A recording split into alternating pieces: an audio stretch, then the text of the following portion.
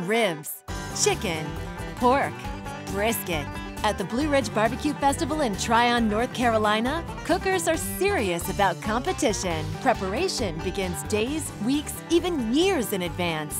We've got the secrets of competition barbecue. It's hog heaven inside the Blue Ridge Barbecue Festival.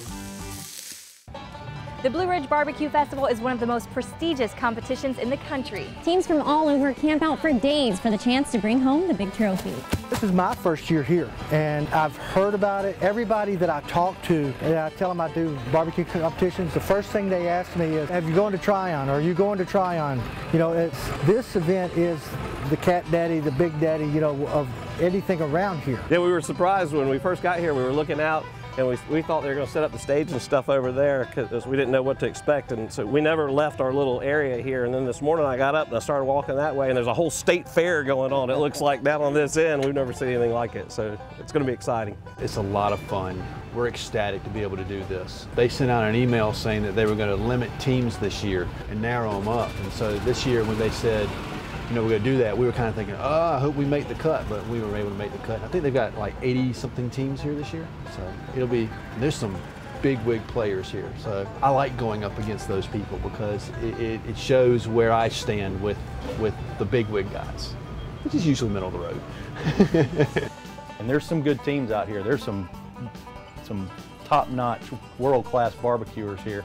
And that's just fun to me to go out there and see how I stack up against them in a cook like this. So that's what drives me at these things. I get here and I just want to see where I stack up with some of the best barbecuers in the world. And it's not just the cookers. Judges and visitors come from all over the South to see what the Blue Ridge Barbecue Festival is all about. Oh, I come to get the barbecue ribs.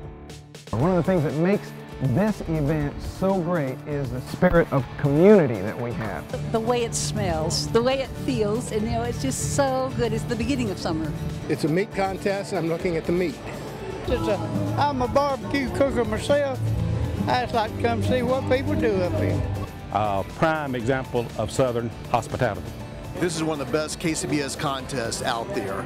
Tryon is one of those ones that you want to do. It's always been a very prestigious contest. It's one of those contests where you don't really care if you win a trophy or money as long as you get your name called. Good barbecue. And we had a real good barbecue today. It's one of the better ones. On the East Coast, it's probably the top 2 or 3.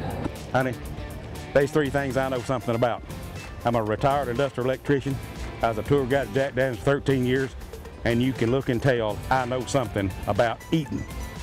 For cooker Andrew Cloer, the competition starts a week in advance. The week before a competition, I always kind of look at my stock of rubs and sauces and charcoal to make sure I have what I need for the next week in case I need to order anything, leave plenty of time for it to get here by mail. Mondays, I like to get my rubs ready to go. On Tuesdays, I go shopping for my chicken, ribs, and pork butt. Wednesday night, I'll trim chicken and make sauces. Thursday night, I'll go get my trailer, come home, pack the trailer up, get everything in it except for the meat. On Friday morning, I'll get the meat out of the refrigerator and load it up on the trailer and head to whatever competition I'm going to.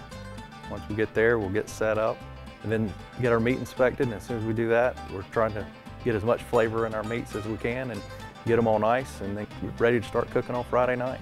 For some cookers, standing behind the grill is an everyday job, and for others, it's a very expensive hobby. So what inspires them to spend so much time and money making food? I've always been competitive, and I've always liked cooking. So this kind of combines both of those things, competitive cooking on the KCBS circuit. Both of us dabbled in barbecue, and we said, hey, we do some pretty good stuff. Let's go ahead and compete and help them out, and so we did. And we came in dead last in both categories that they had, which we thought our stuff was great. Now we just do it because we have fun, you know, enjoy it. It's like playing golf for some people. What's the appeal of cooking barbecue and competing? What do you guys get out of it? Well, hopefully trophies and money. The fun and you know, we're not big golfers or anything like that. We enjoy the fellowship together, going out and doing something that we all 3 enjoy. And, you know, this is a great place to do it. We all have real jobs, and this is what we want to do when we grow up. Right, that's exactly right. Next, Next on Hog Heaven inside the Blue Ridge BBQ Festival, how the cookers come up with their team names, and one very unusual good luck charm. Join us at the Blue Ridge BBQ and Music Festival June 10th and 11th. On Friday night, the Steep Water Band takes the stage at 9:30. For complete schedule, go to BlueRidgeBarbecueFestival.com. I'm Megan Heidelberg. Watch Scene on 7 weeknights at 7:30 for everything you need to know about events happening where you live. From festivals to concerts, new restaurants and parties, Scene on 7 has you covered. And don't forget, we're online at sceneon7.com or connect with us on social media. We want to hear about your events too. Just send an email to sceneon7@WSPA.com. Scene on 7, your place for everything entertainment, only on 7. Welcome back to Hog Heaven inside the Blue Ridge BBQ Festival. With names like Pigs in Heat and Too Bad You're My Cousin, we just had to ask the cookers, how did you come up with your team name? I decided to go out on my own and form a team by myself, and I had to go get some help from some people. First time we went to a competition was Greenwood in 2011 as Bald Hog Barbecue. We took 4 smokers, 1 for each meat because we didn't have enough room on any of them to do all 4 meats on 1 smoker. It was right before that time that I had shaved my head, and Bald Hog Barbecue just kind of came to me after that. The name, I'm originally from Texas. I'm a big University of Texas fan. University of Texas said hook 'em horns. And one day I said, you know what, how about cook 'em horns? I do my logo here, I don't know if you can see it or not, being from Texas, you may have saw it. It's blue and red and white like the state of Texas. I don't know how we came up with it, but people tend to like it. Cassette tape from Public Enemy, laying on the garage floor, we saw it. So that's how we came up with it. Actually, my wife thought of it. Pigs in Heat. I checked the internet, nobody had it, so that's how we got it. A bunch of friends of mine and I who started the team together, they used to make fun of me being from Georgia and the fact that we tend to marry our cousins there. So that's really where the name came from, is me being made fun of. It's not just the teams that get a name, sometimes the smokers do too. When I was looking for a smoker of my own, I had a couple in mind, but I did have a name, Fat Frank. And before I even bought the smoker that I have, he already had a name. He's short and squatty. There is also the occasional good luck charm. If you come into our cook site, we ask you to squeeze the pig for good luck. The cookers arrive at Hog Heaven on Friday night, and there's a little time for fun before the serious competition begins. The stress usually starts on Saturday morning. Fridays, we get there, we get our meats ready, we hang out a little bit with some other competitors. Usually we got to go to a cooks meeting, mandatory cooks meeting every competition. Then we'll have supper. A lot of times it's a potluck with all the competitors pitching in. It's a good friendly atmosphere. There's a little trash talking between your good friends. Everybody's there to have a good time. Everybody's there in a very friendly manner, but that doesn't stop a few of us from sending some jabs at other teams. Next on Hog Heaven inside the Blue Ridge BBQ Festival. Saturday is the big day and it's a race against the clock. Plus, we're getting some of the cookers to spill their secrets. Join us at the Blue Ridge BBQ and Music Festival June 10th and 11th. On Saturday night, the Marcus King Band takes the main stage at 9:15. For a complete schedule, go to BlueRidgeBarbecueFestival.com. Welcome back to Hog Heaven inside the Blue Ridge BBQ Festival.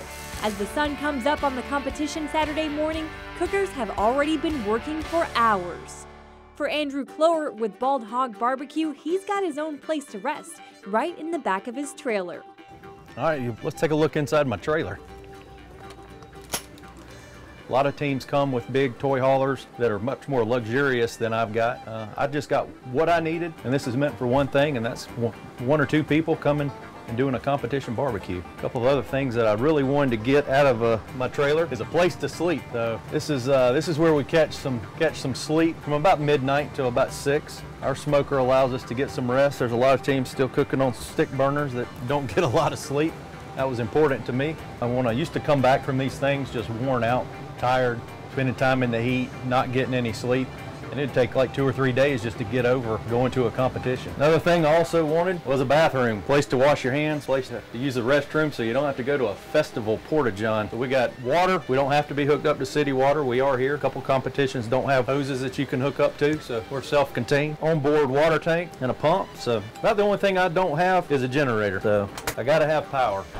First place, and our sincere congratulations to get a trophy and a check is Boonetown Barbecue. Yeah! Jeff Lamont from Boone.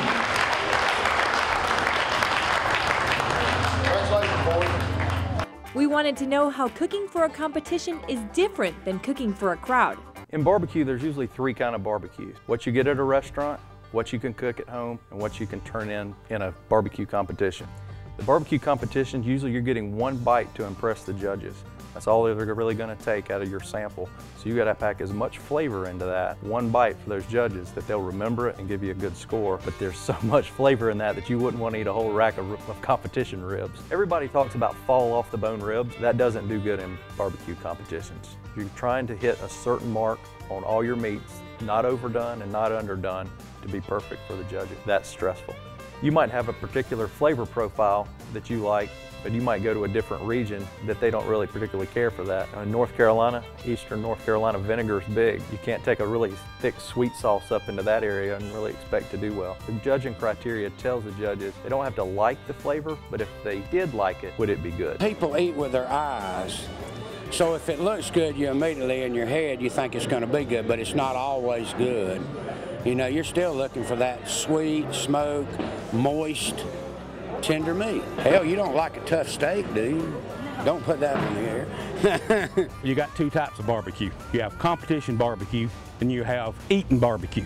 All right, the criteria is altogether different or whatever. Like I said, eating ribs falls off the bone. Competition ribs, according to KCBS's standards, is overcooked or whatever and all. You go to school to be a certified judge. They teach you the criteria that you judge to. Like I said, you're not there judging what you like or whatever and all like that, what you judged last week, whatever. You're judging the piece of chicken, pork, brisket, whatever that's in front of you right then. When the meat is done, it's all about the turn-in box.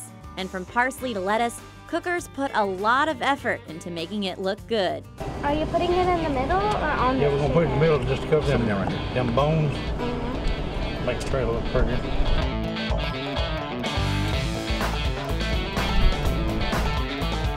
All right, I'm going.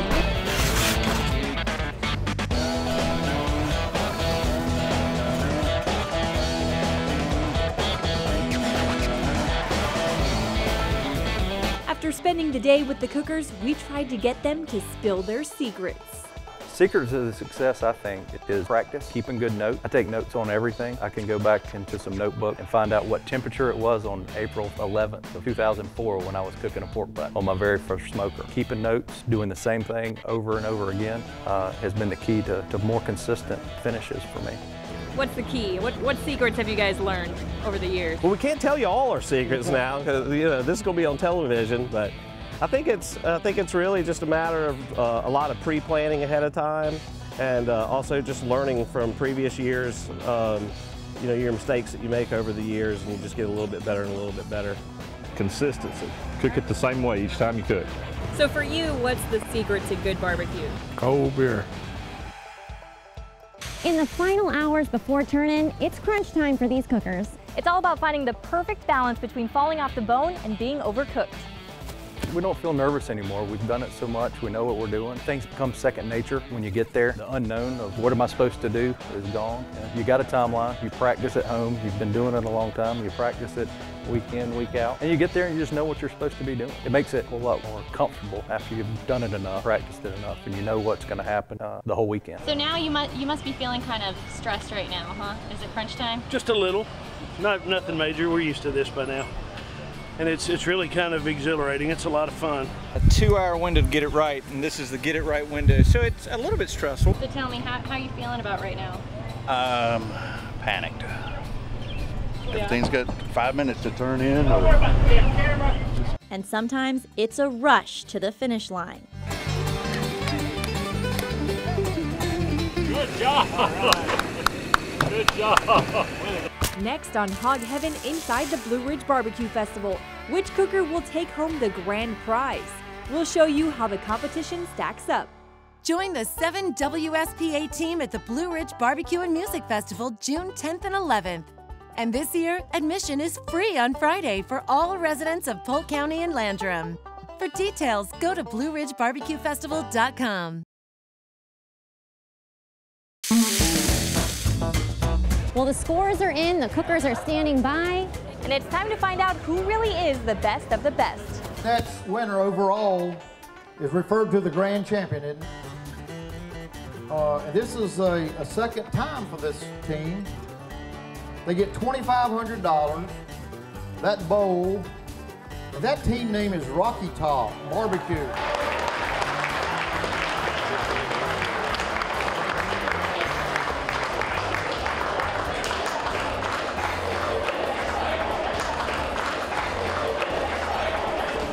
Grand champion, how are you feeling? We're feeling good for to win this one 2 times in 3 years. That's hard to do, especially with 2 first place meats.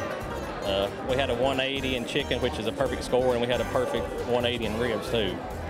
What do you think did it? What was the secret? We just do what our thing. We stay focused and have good meat, and we just cook it and turn it in, hope for the best, and got to have a little luck. So you just won the championship for North Carolina. How are you feeling? Oh, fantastic. That was one beautiful trophy they had. That's going in my showcase. And we had won one up here before, but this trophy is fantastic. I had 4 decent meats, and that's all you can do. This game is a game of you've got to cook it right. Flavors can be anything, but you've got to cook it right to score. And that's what I have finally learned to do, is cook it right. This game is who makes the least mistake wins. Because I don't care what you do, no 2 pieces of meat are the same.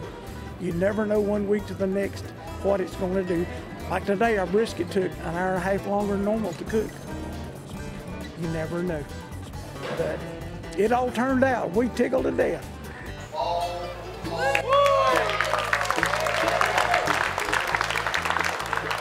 Well, I tell you what, getting a 6th place overall finish in this crowd really makes you feel good. There's some awesome cooks here.